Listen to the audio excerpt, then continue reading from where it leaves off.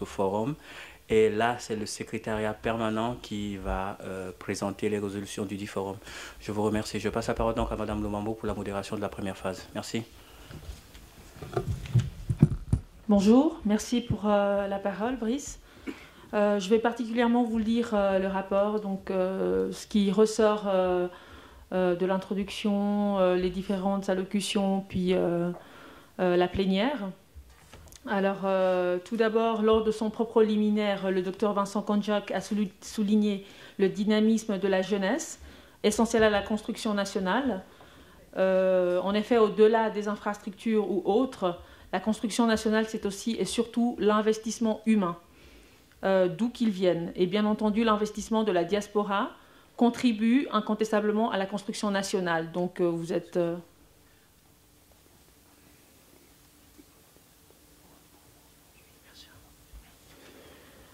Alors, lors de son discours de bienvenue, Madame Princesse Micheline Makou a constaté que le Forum d'Avoc est une plateforme essentielle au sein de la diaspora par ses actions fortes pour le développement.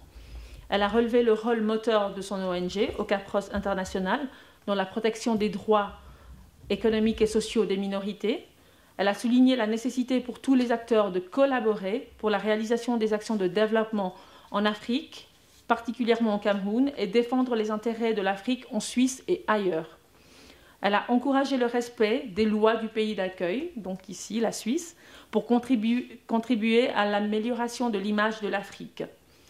Monsieur Jean-Charles Riel, président du conseil municipal, a souligné, surtout en insistant sur la revitalisation et le redéploiement des échanges bilatéraux entre la Suisse et le Cameroun, la très grande richesse du contenu du forum d'Avoc dans les thèmes abordés et les sujets de discussion. Une rencontre entre lui et le président de l'Assemblée nationale du Cameroun lui a permis de saisir toute la mesure du potentiel de partenariat ou collaboration entre les deux pays. Donc vous êtes vivement invité à penser à des idées ou autres suggestions en termes de partenariat. Son Excellence, M. Léonard Henri Mbindi, ambassadeur de la République du Cameroun en Suisse, a salué la présence du président du conseil municipal de la ville de Genève, soulignant ainsi l'effort et la volonté de renforcer davantage la collaboration entre les deux pays. Il a rappelé l'engagement du président de la République du Cameroun pour les grands projets de développement et son invitation lancée à toute la diaspora à mettre les expertises au service du pays. En ce sens, le Forum d'Avoc répond à cet appel. Monsieur Franck Mignat, Yom, secrétaire permanent de Casanet, a rappelé qu'avec l'édition de Genève, le Forum d'Avoc célèbre sa 5e année d'existence. Il s'est félicité du chemin parcouru en remerciant tous les partenaires. Il a souligné l'ouverture du D'Avoc sur l'Afrique. Nous sommes ici pour célébrer l'Afrique, ses valeurs, sa richesse. L'histoire ne s'écrira pas sans notre continent, l'Afrique. Il a rappelé la responsabilité cruciale de la diaspora dans le développement de l'Afrique et singulièrement du Cameroun, de par sa double culture. Nous, la diaspora, nous sommes des partenaires de choix à privilégier pour le développement.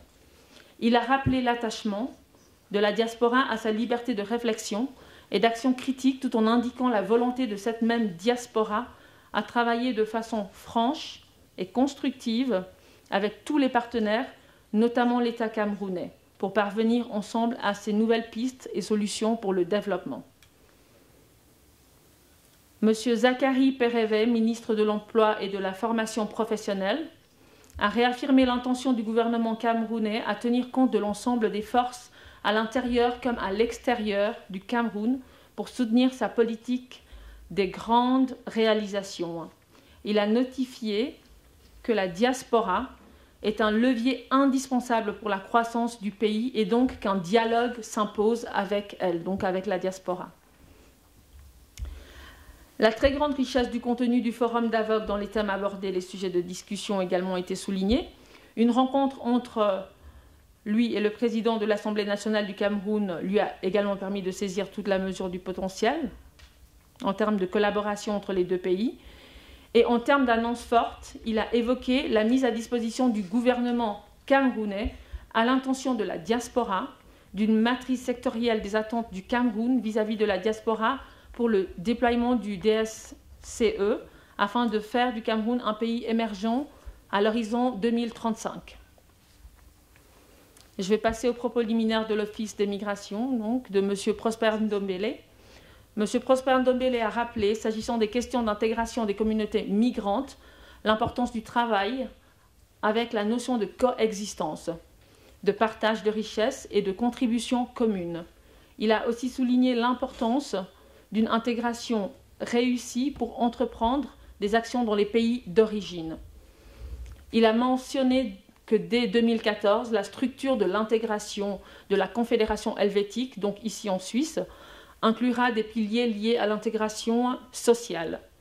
Il a rappelé également l'existence d'une brochure Bienvenue en Suisse qui comporte des informations pratiques pour permettre aux migrants de comprendre ce qui est prévu en matière d'intégration. La leçon d'ouverture de M. Jacques Bonjao. En termes de constat, M. Bonjao a relevé l'importance d'une planification à long terme pour parvenir à une véritable émergence. Il a évoqué l'éducation, la formation et la santé comme piliers de cette émergence. Il a déploré la fuite des compétences et son incidence préjudiciable sur la capacité du Cameroun à soutenir un véritable transfert de connaissances et technologies. À travers son expérience de l'université virtuelle pour l'Afrique, il a indiqué la nécessité pour les jeunes de changer leur comportement et état d'esprit. Il a notamment spécifié que le changement de la pédagogie est un défi pour l'émergence du Cameroun. Il est indispensable de mettre en œuvre des programmes d'investissement pour l'emploi, pour consolider les politiques de santé et de l'éducation. Pour M. Bonjao, il est important de mettre en œuvre les programmes d'investissement pour l'emploi afin de consolider les politiques de santé et de l'éducation, de changer la situation de monopole s'agissant des parts d'accès à Internet également et privilégier des économies d'échelle. M. Bonjao a finalement recommandé une attitude « learn by mistakes » qui se résume ainsi. « If you go to Cameroon, you're gonna certainly fail, but then you will learn. » Donc si vous allez au Cameroun pour faire l'expérience, et ça particulièrement aux jeunes, ok, vous allez certainement échouer, mais vous apprendrez par vos erreurs et par vos erreurs. Voilà. Alors, je passe à la plénière. M. Montenana a évoqué les réalisations du DAVOC en 5 ans d'existence. Celles-ci sont contenues dans le dernier rapport d'activité de Casanet, que vous pourriez certainement avoir à disposition. M. Mbassa Ndine a évoqué les origines, l'actualité et les perspectives du DSCE, l'importance du capital humain comme facteur de production et de croissance, la mise en œuvre des politiques spécifiques à l'emploi, la bonne gouvernance comme instrument pour renforcer la capacité de gestion des ressources humaines, financières, minières également. Madame Angélique Minja a présenté l'API et informé que l'API, agence de promotion d'investissement, envisage de faire une étude sur la stratégie nationale des investissements. Il faudrait recentrer les missions de toutes les structures qui gèrent les investissements au Cameroun. Elle a évoqué également la création d'un chapitre spécial diaspora dans les axes de l'entrepreneuriat au Cameroun. M. Vincent Konjok a insisté sur ces 2 points. Maximiser la capacité humaine qui puisse assurer le contrôle des infrastructures une fois installées au Cameroun, privilégier un travail local fait par des locaux, des compagnies nationales camerounaises, ce qui assurera un réel transfert des technologies.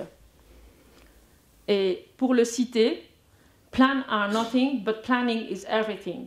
Et donc, nous devons d'avoir une culture de planification et de prévision sur le long terme, bien entendu. Et enfin, nous avons eu le privilège aujourd'hui d'avoir parmi nous Madame Awa Ndiaye, qui a partagé avec nous une information que nous tenons à vous rappeler. 27 pays de l'Union européenne, la Suisse, la Norvège notamment, sont en train de mettre en place le European African Diaspora Platform for Development, et la diaspora africaine est invitée à investir cette plateforme. Et pour rappel, le Cameroun a été choisi comme point focal, point central, en ce qui concerne l'Afrique centrale. Les représentants des diasporas africaines et notamment camerounaises sont vivement invités à participer à la mise en place de cette plateforme qui sera lancée en 2013. Voilà, merci bien.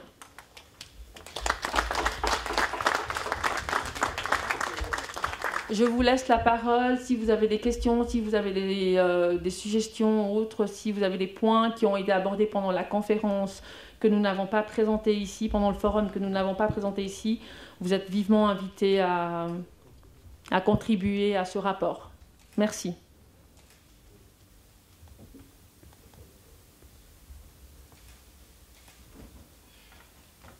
Oui, je me rends compte que vous n'avez pas relevé le point sur la double nationalité. Vous voyez, ça c'est un frein à l'investissement au Cameroun par les Camerounais dans la diaspora. Et ça, le président de la République l'avait déjà promis, en plus. Merci pour cette remarque. On nous en a déjà fait part, mais merci de le rappeler ici. Nous pensons que c'est un thème qui est très important et comme vous l'avez dit, c'était une promesse, donc c'est déjà dans le cadre de l'agenda. Merci. Je vous en prie. Oui, monsieur. Oui. Voilà, pour ma part, j'ai juste une proposition ou une suggestion, si vous voulez. Je sais que l'organisation du DAVOC, elle est tournante, donc elle bouge. Mais moi, ce que je pense, c'est qu'il est mieux, ou du moins il est préférable que ce genre de choses, ce genre de sommet, au moins une année sur deux, se tienne au Cameroun. Pourquoi? Parce que je pense qu'on est quand même en train de parler du Cameroun et il serait bien quand même d'y associer d'abord les Camerounais. Et ce n'est pas tous les Camerounais qui ont les moyens de venir à Genève. Et nous, de la diaspora, si on est vraiment engagés, je pense qu'il est plus facile pour nous d'effectuer le déplacement pour le Cameroun que pour les autres Camerounais de venir à Genève. Et je pense que ça, ce serait aussi un signal fort pour eux parce qu'ils sentiraient qu'il y a une dynamique, il y a une énergie, il y a quelque chose qui se fait. Parce que nous, on est réunis ici, je ne pense pas que là, au Cameroun, ils soient au courant de ce qui se fait. Voilà, donc pour décider, il est mieux qu'on y associe les Camerounais et qu'ils y participent. Il y a des Camerounais aussi qui ont plein de projets. Voilà. Ce sera tout. Merci. Avec l'autorisation de la modératrice, je tiens à rappeler à notre compatriote que le DAVOC de l'année dernière s'est tenu au Cameroun. Il y avait 350 participants. Voilà. Et comme je dis, c'est un sujet qui est d'actualité parce que tout ce pour lequel on œuvre, n'est-ce pas, c'est pour l'intérêt